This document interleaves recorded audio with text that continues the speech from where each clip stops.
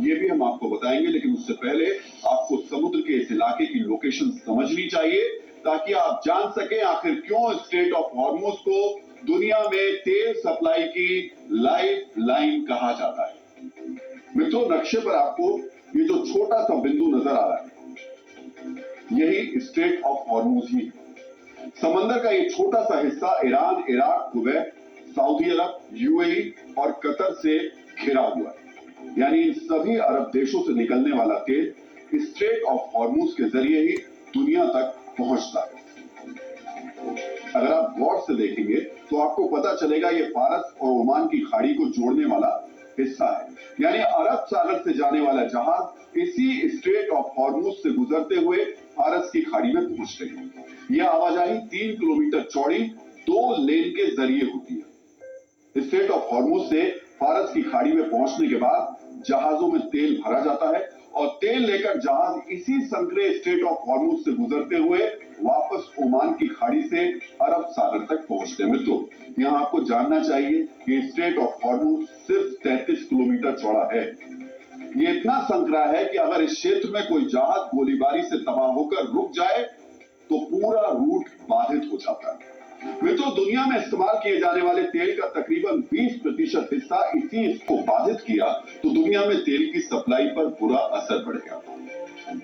मित्रों, स्ट्रेट जैसा शब्द आपने स्कूल में भूगोल की किताबों में पढ़ा होगा। तो चलिए हम आपको एक बार फिर याद दिला देते हैं कि ज्योग्राफी के अनुसार स्ट्रेट क्या होता है और क्यों इस जगह को हॉर्मुज का नाम दिया गया है।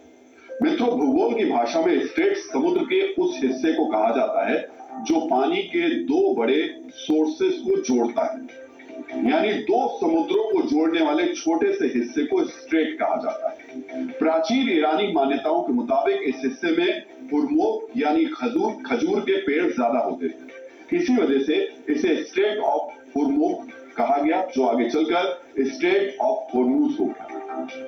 मित्रों, स्ट्रेट ऑफ हॉर्मुज का इतिहास और इसका महत्व आपने देख लिया। अब आप समझ गए होंगे कि आखिर क्यों अमेरिका ने ईरान के जहाजों पर हमला करके इस रूट को बाधित होने से रोकने की कोशिश की। मित्रों, ट्रंप की नेवी ने ईरान के नौसैनिक जहाजों को तो तबाह कर दिया, लेकिन इस मिलिट्री एक्शन से स्ट्रेट ऑफ हॉर्मुज पूरी तरह सुरक्षित नहीं हुआ। खुद अमेरिकी मीडिया दावा कर रहा है कि स्ट्रेट ऑफ हॉर्मुज में बारूदी सुरंगें बिछा दी गई हैं। यहाँ आपको जानना चाहिए कि ईरान ने सिर्फ बारूदी सुरंगें ही नहीं बिछाई हैं, बल्कि स्ट्रेट ऑफ हॉर्मुज के इर्द गिर्द एक पूरा चक्रव्यूह रच दिया। अब हम आपको हथियारों से बनाए गए इसी ईरानी चक्रव्यूह के बारे में विस्तार से बताएंगे। मित्रों, जैसा कि हमने आपको बताया कि ईरान ने समुद्र के इस हिस्से में वो सुरंगों के धमाकों की वजह से तबाह हो जाएगा। ये पहला अटैक प्लान है। इसके बाद ईरान ने स्ट्रेट ऑफ हॉर्मुज से सटे बंदरगाह यानी बंदर अब्बास में हाई स्पीड अटैक बोट्स तैनात कर रखी है। ये तेज गति वाली ऐसी नाव है जो रॉकेट जैसे हथियारों से लैस है। ये नाव अचानक बंदरगाह से निकलकर हॉर्मुज से निकलने वाले जहाजों पर हमला कर सकती है। इस बैटल प्लान का तीसरा हिस्सा है ईरान का लंबी दूरी वाला तोपखाना। ये तोप स्ट्रेट ऑफ हॉर्मुज के किनारों पर तैनात है। इन तोपों से निकलने वाले गोले 140 से लेकर 160 किलोमीटर दूर तक जहाजों पर बमबारी कर सकते हैं। मित्रों, अगर इजराइल और अमेरिका का गठबंधन समंदर किनारे स्थित इन हथियारों को बमबारी से नष्ट कर भी दे, तब भी ईरान अपनी धरती से छोटी दूरी की मिसाइल से व्यापारिक जहाजों को तबाह कर सकता है। ईरान की ये छोटी दूरी की मिसाइल 300 किलोमीटर का फासला तय कर सकती है। यानी समंदर किनारे होने वाले पलटवार के बाद भी ईरान के पास बारूदी विकल्प मौजूद है। मित्रों, हथियारों की इसी घातक तैनाती की वजह से सवाल उठाया जा रहा है, क्या ट्रंप हॉर्मुज को ईरान से मुक्त करा लेंगे या फिर हॉर्मुज में होने वाला हाहाकार ही ट्रंप के सरेंडर की वजह बनेगा। हम आपके सामने इस सवाल का विश्लेषण भी करेंगे, लेकिन उससे पहले हम आपको एक एक्स्ट्रा जानकारी देने जा रहे हैं। आज से कुछ साल पहले तक आप सुनते होंगे कि कश्मीर में आतंकवादियों ने बारूदी सुरंग लगाई, नक्सलियों ने कहीं बारूदी सुरंग से धमाका कर दिया। समुद्र की बारूदी सुरंग यानी नेवल माइन भी जमीन की तरह ही धमाका करती है, बस इन माइंस के विस्फोट का तरीका अलग होता है। अब हम आपको नेवल माइंस की तकनीक के बारे में बताने जा रहे हैं। मित्रों, जमीन वाली बारूदी सुरंग की तरह समुद्र वाली बारूदी सुरंग भी जहाज को नुकसान पहुंचाने के लिए धमाके का इस्तेमाल करती है। समुद्र में युद्ध के लिए 2 किस्म की बारूदी सुरंग इस्तेमाल की जाती है। पहली वो बारूदी सुरंग होती है और तैरती रहती है।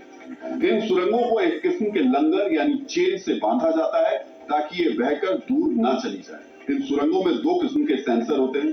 पहला सेंसर जहाज के इंजन की आवाज को पहचानता है और सुरंग को अलर्ट कर देता है। दूसरा सेंसर जहाज के चलने की वजह से पानी पर पड़ रहे दबाव को पहचानता है और दूसरा अलर्ट भेजता है। और जैसे ही दोनों जानकारियां मिल जाती है, बारूदी सुरंग में एक बड़ा धमाका होता है, जिसकी वजह से पानी की ऊंची लहर उठती है, जो छोटे जहाज को बीच में ही तोड़ देती है और बड़े जहाज के अहम हिस्सों को चोट पहुंचाती है। मित्रों, घातक हथियार और चारों तरफ से की गई घेराबंदी की वजह से ही कहा जा रहा है कि ट्रंप के लिए स्ट्रेट ऑफ हॉर्मुज को ईरानी प्रभाव से मुक्त कराना आसान नहीं होगा। स्ट्रेट ऑफ हॉर्मुज किस तरह ट्रंप की कमजोर नब्ज बन गया है, ये समझने के लिए आपको पानी के इस हिस्से की 2 तस्वीरें बेहद गौर से देखिए। तो आपके टीवी स्क्रीन पर बाईं तरफ जो एनिमेशन चल रहा है, वो 27 फरवरी यानी युद्ध से पहले का है। इस एनिमेशन से आपको समझ में आएगा कि हॉर्मुज में तेल ले जाने वाले जहाजों की आवाजाही लगातार चल रही है। दूसरा एनिमेशन युद्ध के दौरान का है, जिसमें ना के बराबर जहाज नजर आ रहे हैं। मित्रों, यहाँ आपको जानना चाहिए, ईरान के युद्ध और हॉर्मुज के खतरे की वजह से इस क्षेत्र से व्यापारिक जहाजों की आवाजाही 98% 98% कम हो गई। मेरे मित्रों, स्ट्रेट ऑफ हॉर्मुज आज ईरान का सबसे बड़ा हथियार बन चुका है। परमाणु से भी खतरनाक हथियार, एक ऐसा हथियार जिसका रेडिएशन पूरी दुनिया में फैल गया। हॉर्मुज में जिस तरह ईरान ने लामबंदी की है, उसकी वजह से ही ट्रंप को पहली बार बातचीत के लिए सहमति जताने पर राजी भी होना पड़ा। मित्रों, अगर अमेरिका ने ईरान पर हमला आज से 18 साल पहले यानी साल 2008 में किया होता, तो शायद अमेरिका को इतनी चुनौतियों का सामना नहीं करना पड़ता, क्योंकि साल 2008 में, अब इस खबर को बहुत ध्यान से सुनिए, साल 2008 में ईरान हथियार में तब्दील करने का प्लान तैयार किया था और ये प्लान आप सोचिए 2008 में शुरू हुआ। अब हम आपको ईरान के इसी कमांडर की रणनीति बनाने जा रहे हैं, जो उन्होंने 2008 में बनाई थी। मित्रों, स्ट्रेट ऑफ हॉर्मुज को लेकर कमांडर जाफरी ने जो पहला कदम उठाया था, उसे आज सैन्य भाषा में स्वान टैक्टिक्स यानी ज्यादा हथियारों के साथ बड़े हमले वाली रणनीति कहा जाता है। कमांडर जाफरी ने स्ट्रेट ऑफ हॉर्मुज में लामबंदी करने के लिए तेज गति वाली अटैक बोट्स यानी हमला करने वाली नाव खरीदने का प्लान बनाया था। चूंकि स्ट्रेट ऑफ हॉर्मुज काफी संकरा है, तो कमांडर जाफरी मानते थे कि 33 किलोमीटर की चौड़ाई में बड़ी तादाद में छोटी नाव से किए जाने वाला हमला काफी प्रभावशाली हो सकता है। मित्रों, कमांडर जाफरी ही वो शख्स थे जिन्होंने कोस्टल बैटरी यानी समंदर किनारे मिसाइल और तोप के ठिकाने बनाने की रणनीति अपनाई थी। आज उसी रणनीति के तहत हॉर्मुज के नजदीक ईरान ने रॉकेट लॉन्चर और तोपखाने खड़े कर रखे। कम सुझाव पर ही ईरान बारूदी सुरंगें खरीदी थी। आज उन्हीं बारूदी सुरंगों को बिछाकर ईरान ने स्ट्रेट ऑफ हॉर्मुज के पानी को बारूद से भर दिया। कल्पना कीजिए, आज से 18 साल पहले कमांडर जाफरी ने यह समझ लिया था कि अगर अमेरिका से युद्ध हुआ तो स्ट्रेट ऑफ हॉर्मुज के जरिए ही अमेरिका को उस पर दबाव बनाया जा सकता है। 18 साल बाद कमांडर जाफरी की सोच सच होती नजर आ रही है। मित्रों, जब कमांडर जाफरी अपने प्लान को आगे बढ़ा रहे थे, उसी वक्त अमेरिका के एक प्रोफेसर ने भी ईरान से पैदा होने वाले खतरे का आंकलन कर लिया था। मित्रों, 2008 में अमेरिकी चिंतक कैटलीन टैलमेज ने एक रिसर्च पेपर लिखा था। इस शोध में कहा गया था कि युद्ध के दौरान ईरान सबसे पहले हॉर्मुज पर ही दबाव बनाए